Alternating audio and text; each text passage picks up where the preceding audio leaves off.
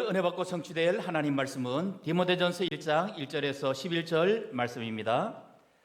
우리 구주 하나님과 우리의 소망이신 그리스도 예수의 명령을 따라 그리스도 예수의 사도된 바울은 믿음 안에서 참 아들 된 디모데에게 편지하노니 하나님 아버지와 그리스도 예수 우리 주께로부터 은혜와 긍휼과 평강이 내게 있을지어다. 다른 교훈을 가르치지 말라. 내가 마게도냐로 갈 때에 너를 권하여 에베소에 머물라 한 것은 어떤 사람들을 명하여 다른 교훈을 가르치지 말며 신화와 끝없는 족보에 몰두하지 말게 하려 함이라. 이런 것은 믿음 안에 있는 하나님의 경륜을 이룸보다 도리어 변론을 내는 것이라. 이 교훈의 목적은 청결한 마음과 선한 양심과 거짓이 없는 믿음에서 나오는 사랑이거늘 사람들이 이에서 벗어나 헛된 말에 빠져 율법의 선생이 되려 하나 자기가 말하는 것이나 자기가 확증하는 것도 깨닫지 못하는도다. 그러나 율법은 사람이 그것을 적법하게만 쓰면 선한 것임을 우리는 아노라. 알 것은 이것이니 율법은 옳은 사람을 위하여 세운 것이 아니요 오직 불법한 자와 복종하지 아니하는 자와 경건하지 아니한 자와 죄인과 거룩하지 아니한 자와 망령된 자와 아버지를 죽이는 자와 어머니를 죽이는 자와 살인하는 자며 음행하는 자와 남색하는 자와 인신매매를 하는 자와 거짓말하는 자와 거짓 맹세하는 자와 기타 바른 교훈을 거스르는 자를 위함이니 이 교훈은 내게 맡기신 바 복되신 하나님의 영광의 복음을 따름이니라. 아멘.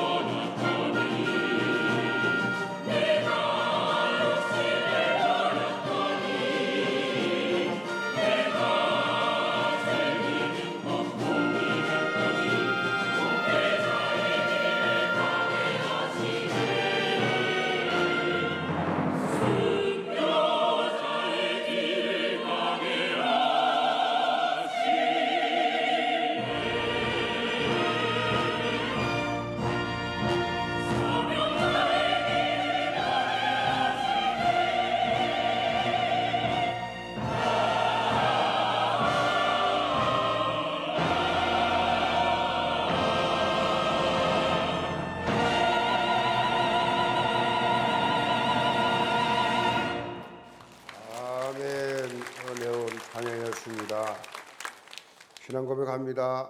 주는 그리스도시요 살아계신 하나님의 아들이십니다. 아멘. 서로 인사합시다. 삼행자의 길을 갑시다. 한 번 더 인사합시다. 성경적 신앙생활을 합시다. 이거절 말씀 가지고 다른 교훈, 바른 교훈이라는 제목으로 말씀을 드립니다. 지난 주일까지 우리가 데살로니가 전서를 말씀을 살펴보았습니다. 이번 주일부터는 디모데전서 말씀을 보겠는데, 데살로니가 후서의 말씀을 건넜던 이유가 뭐냐, 건너뛰었는데 이미 우리가 데살로니가 전서를 통해서 살펴본 이 예수 그리스도의 재림에 대해서 반복을 하고 있기 때문입니다. 당시 예수님께서 다시 오신다는 지식을 가지고 있었던 데살로니가 교회 성도들은 재림에 대해서 많은 오해를 그렇게 하고 있었습니다. 재림에 대해서 자기 소견대로 그렇게 해석을 하다 보니까 이제 재림을 기다리는 신앙은 좋은데 재림을 잘못 오해해가지고 삶 전체가 그렇게 흔들리게 됐어요. 특별히 예수님의 재림이 임박했다. 예수님의 재림이 임박한데 일할 필요가 뭐가 있냐? 일하지 않고 그렇게 직장을 그렇게 다 버리는, 직업을 버리는 이런 일들이 생겼습니다. 바울은 여기에 대해서 예수님의 재림을 기다리는 이 삶은 그런 것이 아니고 올바른 재림 신앙을 바로 가져야 된다. 올바른 재림 신앙을 가져라는 차원으로 그렇게 전달을 했습니다. 재림 신앙이란 것은 막연하게 그런 기다리는 삶이 아니고 예수님이 언제 다시 오실지 때와 기한은 우리가 알 수가 없다. 분명한 것은 예수님은 다시 오신다. 다시 오시는 것은 분명한 것인데 하나님의 자녀된 우리는 늘 부활의 산 소망을 가지고 깨어있는 그런 삶을 살아야 한다. 마태복음 24장 14절에 예수님께서 이렇게 말씀하셨어요. 이 천국 복음이 모든 민족에게 증언되기 위하여 온 세상에 전파되리니 그제야 끝이 오리라. 언제 재림을 하실지 여기 힌트를 여기 주고 있어요. 우리는 천국 복음이 모든 민족에게 증언될 때까지 온 세상에 복음이 전파되도록 언약적 도전하는 것이다. 그래서 이번 주일에 이제 세계 선교 대회가 그렇게 새로운 시작이다라는 제목으로 진행이 거리 되겠는데 주중에 다양한 선교 행사가 그렇게 펼쳐집니다. 주일날만 오시는 분들은 평생에 보지 못한 현장을 보게 될 것입니다. 다양하게 준비를 많이 교회에서 했습니다.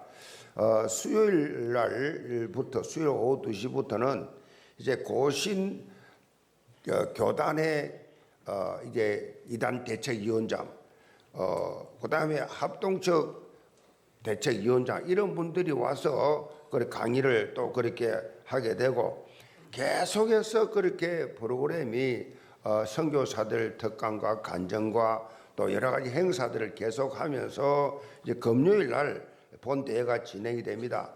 여러분이 주보 광고를 잘 참고하셔서 전 교인들이 그렇게 참여할 수 있도록 여러분이 교회를 나가다 보면 이미 마당에 먹거리가 쫙 그렇게 되어 있습니다. 배고플 어쩌냐 걱정하지 마시고 오시면 먹거리도 많이 준비가 되어 있고 여러 가지 행사들을 그렇게 준비를 하고 있습니다. 심지어 뮤지컬 같은 거는 오래전부터 몇 달 동안 그렇게 준비를 해서 작품을 만들어 그렇게 여러분에게 공연하려고 다 기다리고 있습니다. 그래서 이번 주간에는 수요일부터 주일까지 계속 온다. 아멘. 토요일은 쉬도 돼. 토요일은 쉬시고 토요일은 우리도 토요일 날 평신도 신학원에는 늦게까지 계속 강사들이 교수들이 오셔가지고 계속 강의도 하고요. 이 지금 뭐 우리 교회가 정말 영적 깨어서 거의 뭐 하루도 쉴 날이 없을 만큼 영적으로 무브먼트를 일으키고 있는데, 우리 참석 못해 하신 분들은 이번에 한번 그렇게 이번 주간에 한번 그렇게 교회에 좀 자주 와서 여러분이 선교사에 대한 도전도 받으시고 또 은혜도 믿음도 생기는 한 주간 되길 바랍니다. 오늘부터 살펴볼 이 디모데전서는 디모데후서, 디도서와 함께 이걸 목회 서신이라 그렇게 말씀을 합니다. 이 서신은 18세기 이르러서 공식적으로 목회 서신이다, 이것은 그렇게 불려지게 되었는데, 그 이유는 개인적으로 바울이 디모데에게 이렇게 보냈지만은 교회의 조직과 감독, 이단에 대한 경계, 교인들의 영적 생활적인 그런 권면 등 구체적인 목회 지침을 그렇게 전달하고 있기 때문에 그래요. 이 바울 서신이 없었다 하면 목회를 어떻게 해야 될지 아마 굉장히 많은 방황하는 경우가 많이 있었을 텐데, 하나님께서 이렇게 바울을 통해서 목회 서신을 전달해 준 게 우리 목회자로서는 너무 감사하지요. 물론 디모데가 꼭 목회자만을 위한 말씀이 이 디모데전서가 목회자만을 위한 게 아니에요. 구원받은 하나님의 자녀가 어떤 삶을 세상에 살면서 살아야 하는지 그걸 구체적으로 밝혀주고 있는 내용입니다.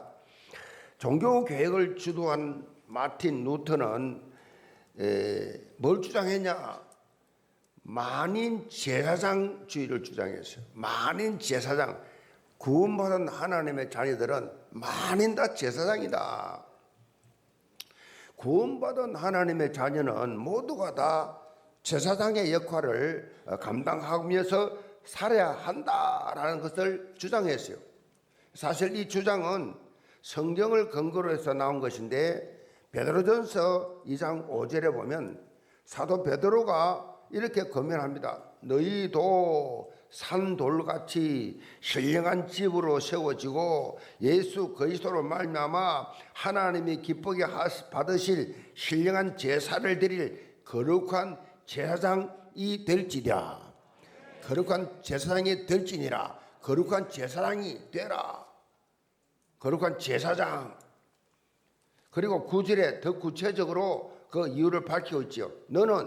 너희는 택하신 족속이요, 왕같은 제사장들이요, 거룩한 나라요, 그의 소유가 된 백성이니 이는 너희를 어두운 데서 불러내어 그의 기이한 빛에 들어가신 이의 아름다운 덕을 선포하게 하려 하심이라.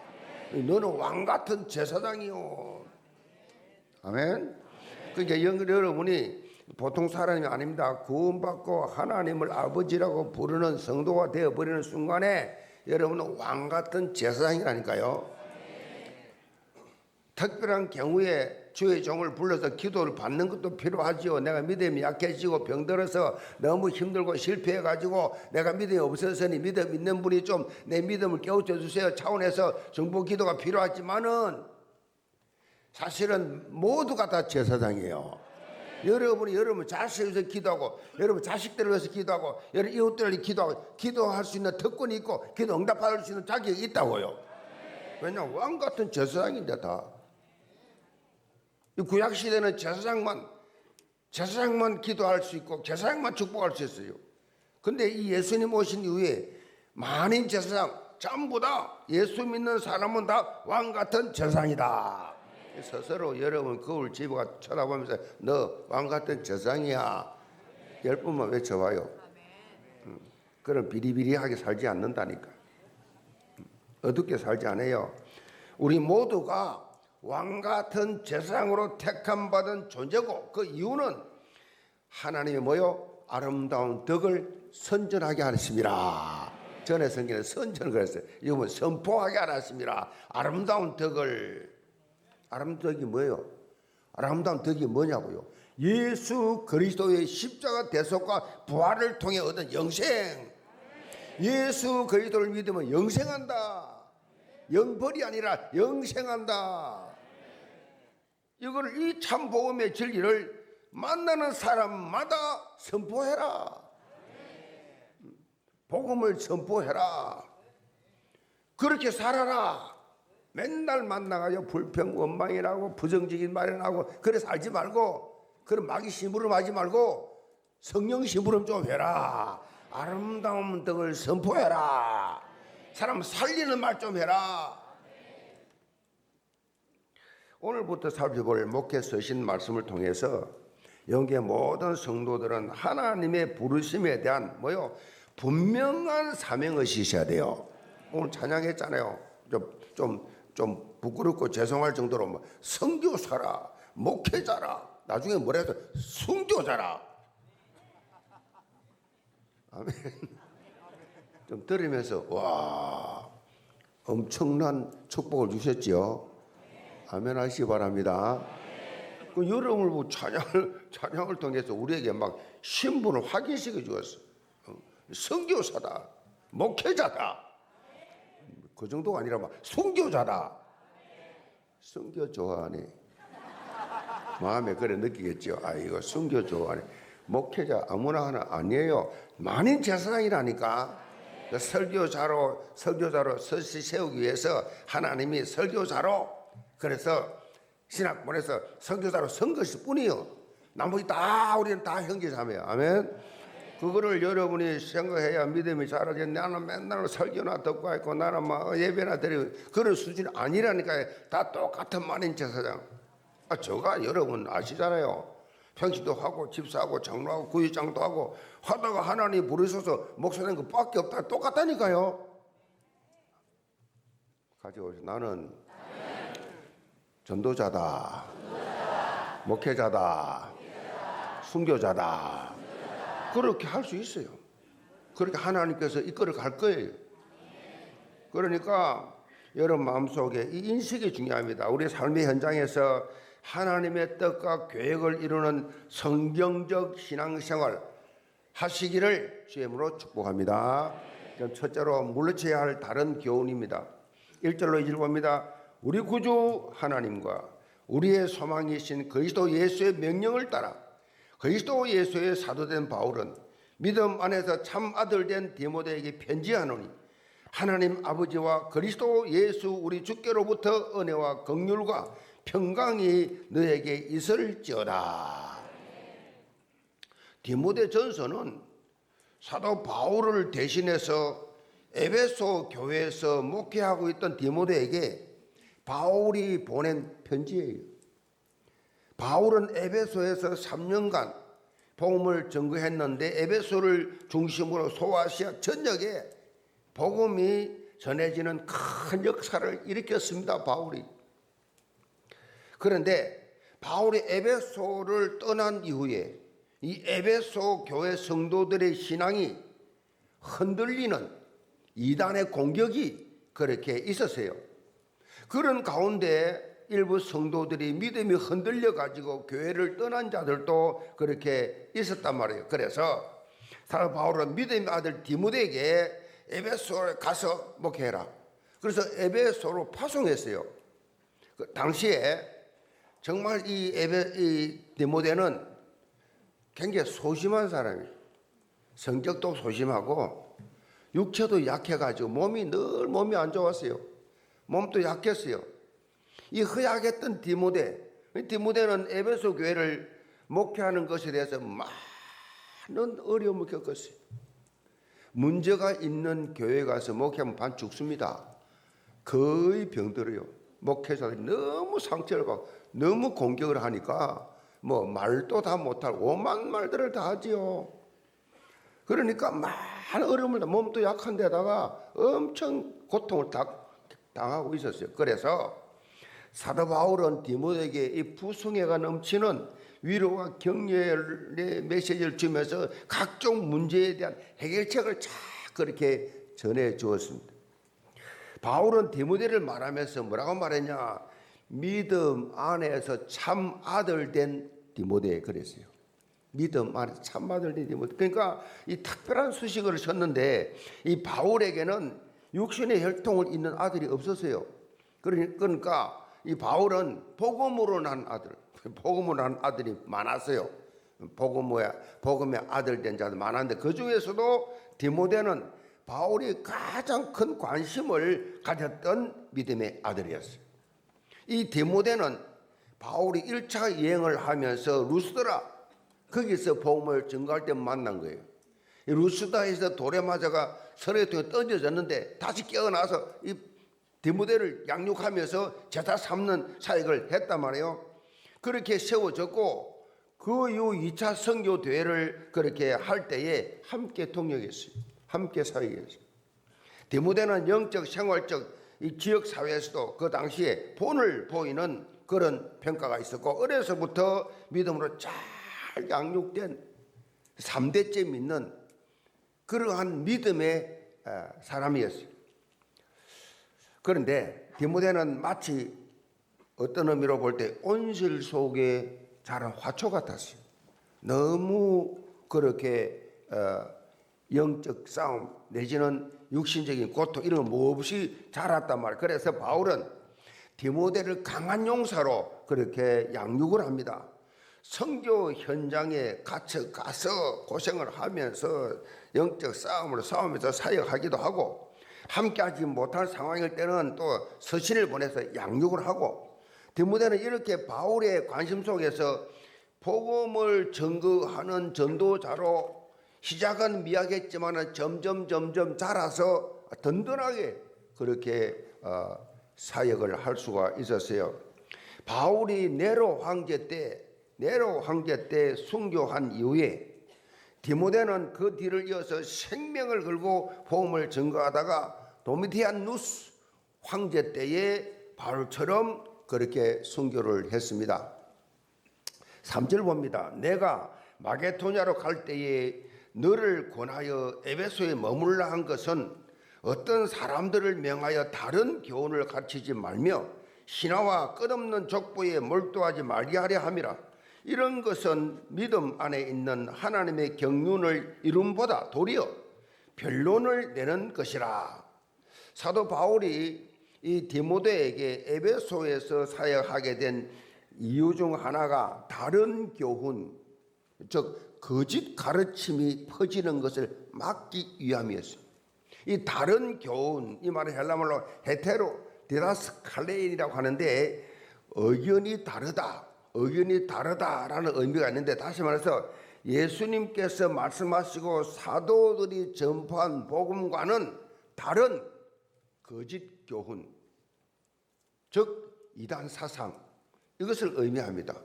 사도행전 20장에 보면 사도 바울이 이 에베소를 떠나면서 이런 일들이 일어날 것을 예견했습니다.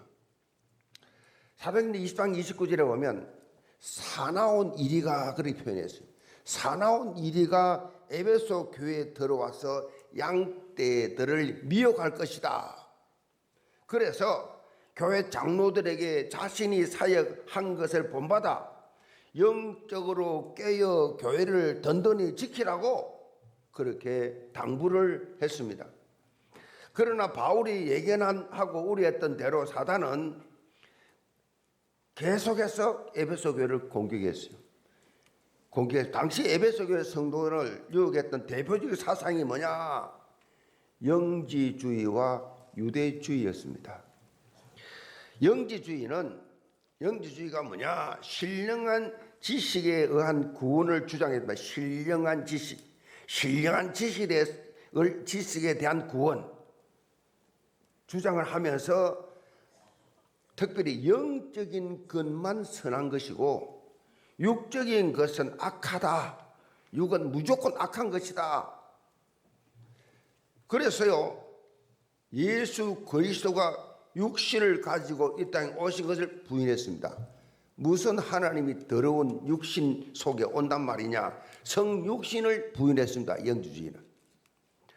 육신을 악하게 보는 이들의 사상은 어떤 사상이냐? 극단적 금욕주의입니다.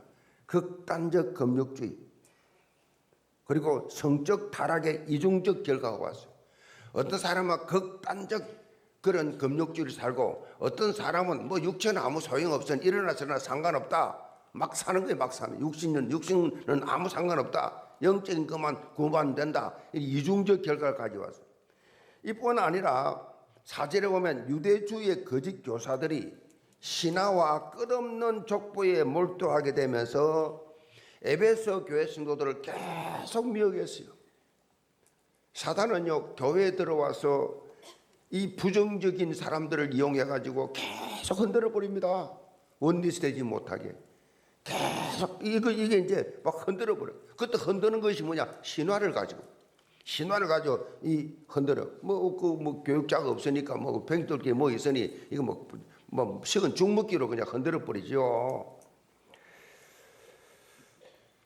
이 신화라는 것은요, 인간이 성경을 떠나서 잘못된 세계관을 가지고 지어낸 허황된 이야기예요. 우리나라에도 당군 신화라는 게 있습니다. 당군 신화가 뭐예요? 곰이 쑥과 마늘을 먹고 사람으로 변해서 거기서 당군이 태어났다. 쑥과 마늘을 먹으면 곰이 사람 됩니까? 그렇게 믿었다니까요. 그러니까 당군이 태어났다. 그리고 우리는 당군이 우리 조상이다. 올라가면 뭐예요? 곰이 우리 조상이요. 곰이 우리 조상입니까? 그렇게 당군 신화가 그렇게 믿을 만한 이론을 가지고 계속 속였다. 말도 안 되는 것을. 거짓 교사들도 이런 신화적인 이야기를 마치 신령한 지식인 것처럼 강조해서 그런 지식이 없는 사람들을 하나님 앞에 나아갈 자격이 없는 사람으로 그렇게 이걸 모르면 하나님께 못 나간다. 이 허망한 이런 신화적인 것을 가지고 막 교인들을 흔들었단 말이에요. 또 뭐였냐? 끝없는 족보 논쟁입니다. 족보 논쟁으로 자신의 족보를 이스라엘의 유명한 조상들의 억지로 연결시켜 가지고 이것을 마치 구원의 조건인 것처럼 세웠어요. 강조했습니다. 구원의 조건인 것처럼. 예수 그리스도의 십자가 대속을 통한 구원의 진리는 온데간데 없고 구원의 진리는 사라져버리고 설데없는 율법적 정죄와 논쟁만 늘 삼는 겁니다. 율법적 존재와 이 논쟁 맞다 틀린다 아니다 막 그것만 계속해서 본질을 결국은 다 놓치고 허송세월하고 사역에 집중하는 이 집중도를 다 떨어뜨려 버리고 사단의 완전히 전략에 다 당해버리고 말았어요. 지금 똑같습니다. 세계교 한국교회를 보세요. 생명 살리는 일 합니까? 제대로 성경적 선교합니까? 지금 또 사단은 영적 본질을 놓치고 서론에 매여 가지고 여러분이 하는 갈등 내용이 뭐예요? 전부 서론이에요. 서론 가지고 맞니 안 맞니 서론 가지고 허송세월 합니다. 그게 사단의 전략이에요. 서론 가지고 갈등하고 서론 가지고 밤새도록 회의하고 이 4절 말씀처럼 하나님의 이 경륜을 이루는 삶이 아니라 변론에 빠지게 만들어요. 변론에 빠졌어. 하나님의 경륜은요, 신학적으로 하나님의 거룩하신 뜻과 계획, 즉 세상 만물의 운행과 질서, 인간 구원의 계획 등 하나님의 거룩한 섭리를 의미해요. 쉽게 설명하면 영혼 구원의 계획이에요. 영혼 구원의 계획. 신학적으로 표현하면 구속사 성취를 위해서. 교회가 존재하는 이유, 내가 존재하는 이유, 기관이 존재하는 이유, 교회 공동체의 이유가 뭐냐? 구속사 성취. 구원 사역에 포커스를 맞춰야 됩니다. 다른 건 다 사단 속임수입니다. 다 말장난입니다. 교회를 무너뜨리는 짓이에요. 이 구원 사역이 이루어지는 대화냐? 구원 사역이 이루어지는 나의 삶이냐 행동이냐? 이 사단은 이런 영적 본질을 놓치게 만들고 초대교회 때나 지금이나 교리적 논쟁만 합니다. 교리적 논쟁. 심지어 신학자들이 모여서 밤새워가면서 그 신학자들 말에 의하면 그 초창기 막 이 신학 논쟁하면서 바늘 끝에 귀신이 몇 마리 올라가겠냐? 바늘 끝에 귀신이 몇 마리 올라간 이걸 신학적으로 밤새 논쟁을 하는 겁니다. 몇 마리 올라가면 어쩔 건데? 그게 무슨 구원과 상관이 있는 짓이라고 그렇게 논쟁하기를 좋아했다니까요. 말하기를 좋아했어요. 말장난하고 막 이래 붙이고 저래 붙이고 교리적 논쟁. 교회도 마찬가지예요.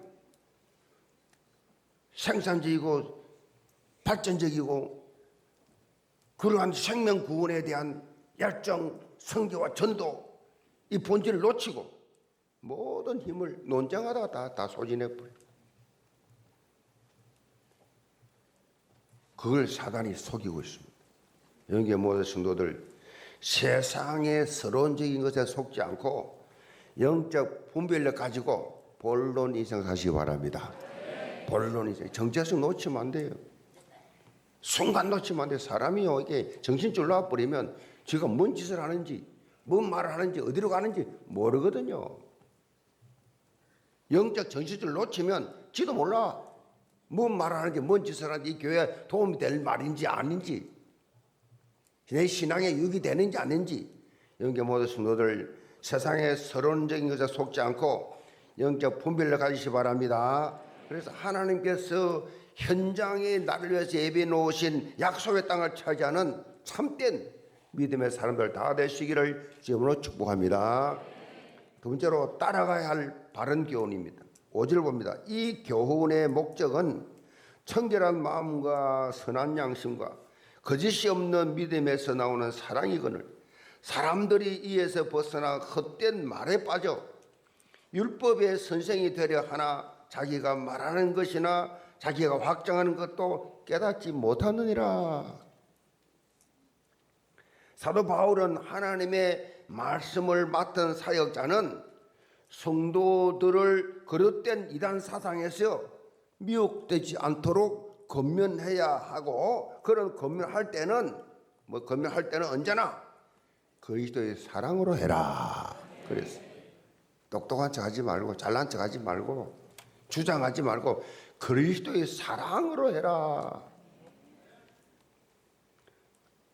그런데 이와는 반대로 당시 활동하던 많은 거짓 교사들은 율법을 빌미로 예수 그리스도가 아닌 자신을 드러내는 일에 전념했어요. 자신을 드러내는 일에. 여기 시험이 나옵니다. 자신을 드러내. 오직 그리스도가 아니요. 오직 내가 복음이요. 내가 나를 주장하는 그 음성을 높입니다. 말 안 들어줘. 내가. 바울은 8절로 10절에 율법 자체는 선한 것이라고 밝히고 있습니다. 율법은요 인간이 이 구원을 완성할 수 없는 인간 노력으로는 구원받을 수 없는 그것을 알게 하는 초등교사 역할을 한다 그랬어요. 율법을 다 지킬 수 없으니까 그거 못 받는 거예요. 율법은 나를 죄인인 것을 알게 해주는 겁니다. 나 죄인이구나. 갈라디아 3장 24절에 보면 바울이 밝히고 있습니다. 이같이 율법이 우리를 그리스도께로 인도하는 초등교사가 되어 우리로 하여금 믿음으로 말미암아 어렵다함을 얻게 하려 함이라. 율법이 그렇게 우리 가르쳐 우리 그리스도 아니고는 구원 없구나. 그리스도를 인도하는 초등교사다. 율법이. 우리가 이전에는 율법이란 말 자체를 너무 불편했는데 사실은요 율법은 뭐예요? 율법은 하나님의 말씀이에요. 미안합니다. 어느 신학자가 그랬어요. 천국 가면 복음은 없어지고 율법만 있다. 이게 무슨 말인가 하면 천국 가면 뭐 없다고 천국이 복음인데 뭐. 거기는 뭐예요? 그런데 천국 가도 뭐가 있냐? 하나님의 말씀 계속 떨어지는 거예요. 그래서 율법은 천국에 율법은 있다. 이게 율법 나쁜 게 아니에요. 하나의 말씀이에요. 율법을 통해서 우리는 우리 힘으로 절대로 구원받을 수 없다는 것을 깨닫게 했잖아요. 깨닫게 했어요. 하나님의 은혜를 깨닫도록 하나님의 은혜가 아니고는 나는 구원 못 받겠구나. 이런 흉악한 더러운 죄인이구나. 깨닫게 하는 그 길이 율법, 가르쳐주는 율법이 초등 교사가 돼요. 그렇잖아요. 그래서 우리는 반율법주의, 율법 폐기론자가 되면 안 됩니다. 율법이 있기 때문에 우리를 회개케 하고, 아멘? 회개하고, 내가 죄인인 것을 깨닫게 하고, 율법 필요 없어 다 예수님이 다 끝내서 아니에요.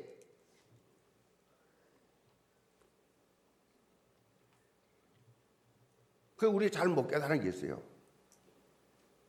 예수 그리스도를 구원한 건 사실입니다. 예수 그리스도 안에 구원 받지 못해요. 근데 거기서 다 이루었다, 다 끝났다, 그 자체가 사단이 이용하는 거예요. 율법 폐기론입니다. 율법 다 끝났다, 마음대로 살아도 된다. 반율법주의, 율법 폐기론자, 그 되면 안 돼요. 예수님도 마태복음 5장 17절에 율법을 폐하러 오신 것이 아니라 뭐라고 했어요? 율법을 완전하게 하려 하심이라. 율법을 폐한 것이 아니에요. 완전하게 하는 하나님 말씀이잖아요. 지금 친히 말씀하셨어요. 사도 바울도 본문 8절에 율법은 사람이 그것을 적법하게 쓰면 뭐요? 선한 것이다 그랬어요. 그걸 강조했어요. 오늘 본문을 통해서 우리가 봐야 할 것은 결국은 뭐요? 사단 전략. 사단은 하나님 주신 선한 것을 가지고 겸허하게 뭘 만드느냐? 이 시대에도 용도 변경을 합니다. 이 사단이 하는 짓이. 그래서 자신이 그 인간을 가르치는 겁니다. 종종 방송을 통해 보면요, 이 건축물 있잖아요. 건축물. 이 건축물에 대해서 불법 용도 변경이라는 말을 합니다. 불법 용도 변경. 그러니까 원래는 아주 그 법대로 안전하게 설계대로 그렇게 잘 지어 가지고 허가를 받고 그렇게 시작이 됐는데 어느 날부터 불법으로 용도를 변경해서 그 건물을 사용하다가 대형 사고가 나버리는 거예요. 그런 일 많잖아요. 영적으로도 마찬가지예요. 불법 용도 변경을 하면 안 된다는 거죠. 처음에는 안 그래서. 근데 자꾸 쓰다 보니까 자꾸 내가 편리한 대로 용도를 자꾸 변경해서 하다 보니까 바라라 다 무너져 버려요. 예수 그리스도의 복음에서 벗어나는 순간 대형 사고가 일어난다.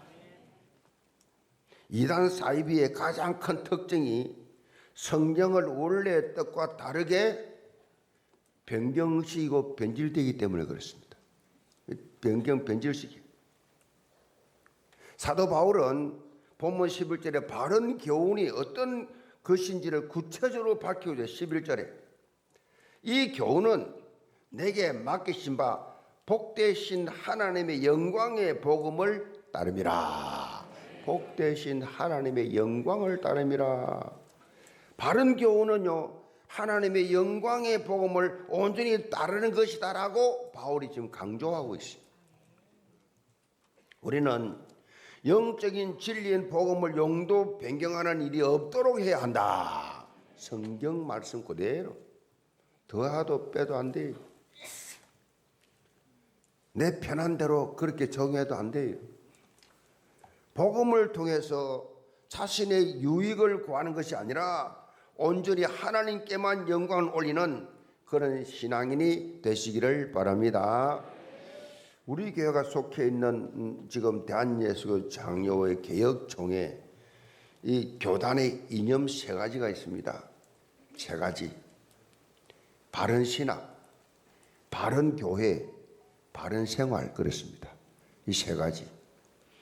바른 신학, 바른 교회, 바른 생활. 자, 오늘 본문 각주에 보면요, 바른이라는 표현을 썼는데 이 헬라어로 건전한이라는 뜻이지요.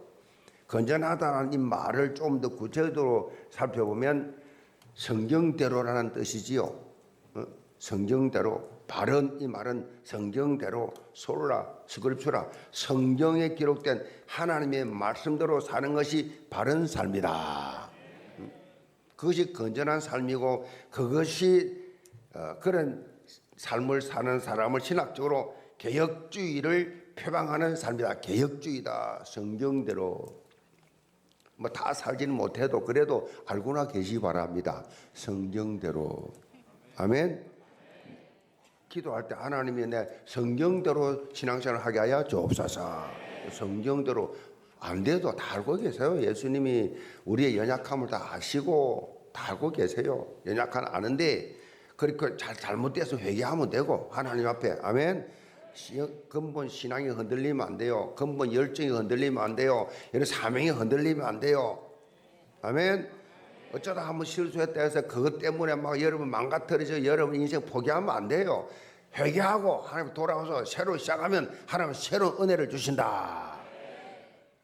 영계 모두신 늘 이렇게 바른 교훈인 성경이 이끄는 삶을 살면서 현장을 변화시켜 나가는 성경적 개혁 인생 되시기를 주님으로 축복합니다. 결론입니다. 지난 21일 프란치스코 샌프란에 붙어있어가지고 새만 빼면 똑같잖아요. 프란치스코 이 교황이 선종을 했습니다. 로마 가톨릭 이 천주교에서 죽음을 선종이라 그렇게 합니다. 그렇게 표현하는데 그 뜻이 뭐냐? 선한 죽음, 선한 죽음이라고 말하지요. 개신교에서는 하나님이 불러가셨다라고 해서 소천이라고 말합니다. 프란시스코 교황이요, 가난한 일을 잊지 말라. 이 좌우명이 가난한 일을 잊지 말자. 그리고 약자와 함께 걷는 삶을 살았고 청빈의 대명사였지요. 죽음을 앞두고 자신을 성 베드로 대성당 지하에 있는 화려한 무덤이 아니라 바티칸 외부에 있는 성모 마리아 대성당 거기에 묻게 해달라. 우크라이나와 지금 중동에 벌어지고 있는 이 전쟁의 종식과 평화를 비는 마지막 유언을 했지요. 이런 프란시스코 교황의 죽음을 전 세계가 애도하고 전 세계 그냥 서밋들이 다 그렇게 왔지요. 인간적으로 볼 때 이처럼 선한 이별도 없지요. 그런데 영적으로 바라볼 때 프란치스코 교황은 안타깝게도 다른 교훈을 남겼어요. 성경이 금지하고 있는 동성애 커플, 동성 커플에 대해 축복해 주라. 사제들에게 공식 승인을 했습니다.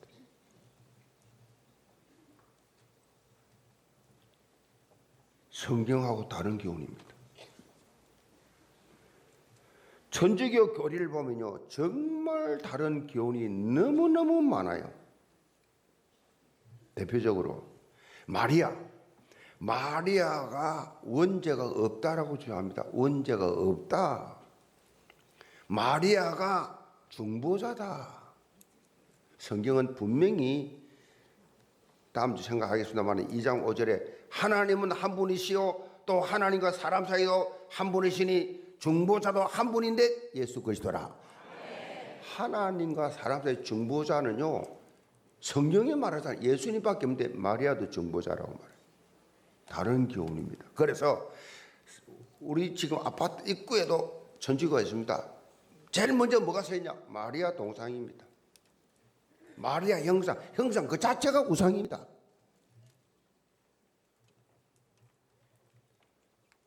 다른 교훈입니다. 성천했다면 성천. 이 프란시스코 교황이 우리나라 와가지고요, 더 대전 가가지고 이 성천식을 했습니다. 마리아 성천 예배를 드렸어요. 성천 어디에 있어 성경이? 마리아가 성천했단 말이 어디 있냐고요? 마리아가 중보자란 말이 어디 있습니까? 이 외에도 교황 무엇을? 교황은 흠이 없다. 똑같은 인간이, 똑같은 죄인인데 교황 무엇을? 심지어 천국과 지옥 사이에 연옥이 있다. 헌신 많이 하고 돈 많이 내고 좋은 일 하면 지옥에서 천국 간다. 연옥설. 그리고 성인 숭배설 가보세요. 여러분이 성지순례라든 여류로 가보면요, 성인 천주교 밑에 교회 밑에 들어가면 전부 성인들 시선이 그대로 있습니다. 성인 숭배, 전부 다른 교도로 가득 차 있는 것이 천주교예요. 우리는 신앙생활하면서 성경 중심의 바른 교훈에서 벗어나면 안 된다. 사도 바울이 오늘 본문을 통해서 강조한 바른 교훈, 참 복음의 진리를 지키고 전파하기 위한 언약적 도전, 이걸 하라는 얘기. 여기 모든 성도들, 전 성도의 삶이 항상 하나님이 원하시고 기뻐하시고 성경적 삶이 되기를 주님으로 축복합니다. 기도합시다. 아버지 하나님, 영계 모든 성도들, 이 혼탁한 환경 가운데 여러 가지 외적, 내적 갈등이 많고 끊임없는 사단의 공격 속에서도 다른 교훈이 아닌 바른 교훈을 가지고 다른 교훈을 물리쳐내고 따라야 될 바른 교훈을 따라가는 성경적 신앙생활을 하게 하여 주옵소서. 예수 그리스도 받들어 기도합나이다. 아멘.